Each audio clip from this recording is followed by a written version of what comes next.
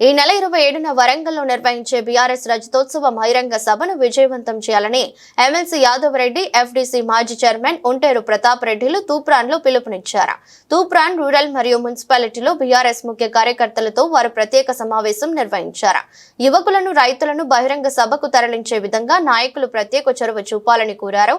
సమావేశంలో మండల పార్టీ అధ్యక్షుడు బాబుల్ రెడ్డి, జిల్లా నాయకులు సత్యనారాయణ గౌడ్, మండల ప్రధాన కార్యదర్శి ఆంజనేయులు గౌడ్, పార్టీ సీనియర్ నాయకులు కృష్ణారెడ్డి, నరసింహారెడ్డి, మనే కృష్ణ, రాజరెడ్డి, ఎల్లయ్య, హైమద్, రమేష్, రాజు, మాజీ ప్రజా ప్రతినిధులు, గ్రామ కమిటీ అధ్యక్షులు, నాయకులు, కార్యకర్తలు పాల్గొన్నారు.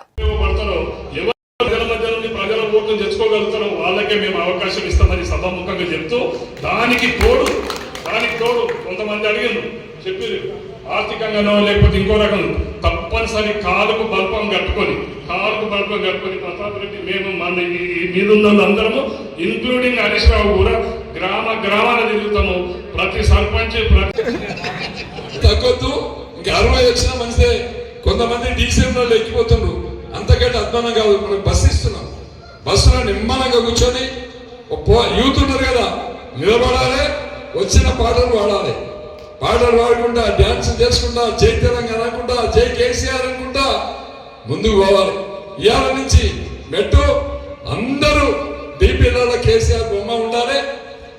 అందరు స్టేటేజ్లలో మన మీటింగ్ ఉండాలి. మనం ఇప్పుడు ఒక వారం కోసం రిలీజ్ చేస్తాం. ఏదన్నా మాట్లాడినాక ఆ ఫోటో అందరూ స్టేటస్ లో పెట్టుకొని ఎవరు ఫోన్ ఓపెన్ చేసినా ఎల్కత్తూరు బహిరంగ సభకు మాట్లాడాలి. కేసీఆర్ గారు మాట్లాడినా, కేటీఆర్ గారు మాట్లాడి, హరీష్ రావు గారు మాట్లాడినా అవన్నీ కూడా ఎక్స్పోజ్ చేసి ప్రజలలో ఏ ఫోన్ ఓపెన్ చేసినా, ఏ వాట్సాప్ ఓపెన్ చేసినా ఎవరు కనబడాలి? మరి కేసీఆర్ కనబడాలి.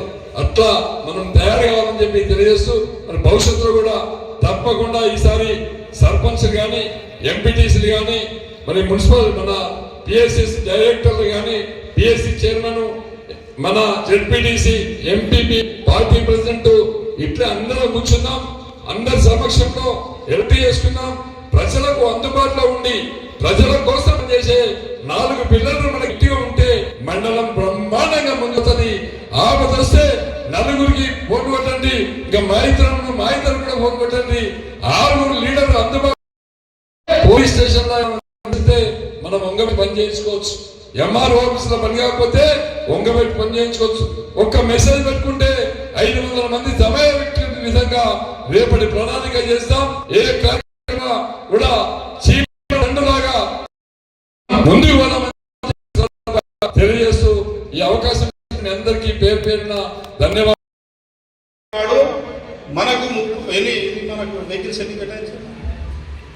14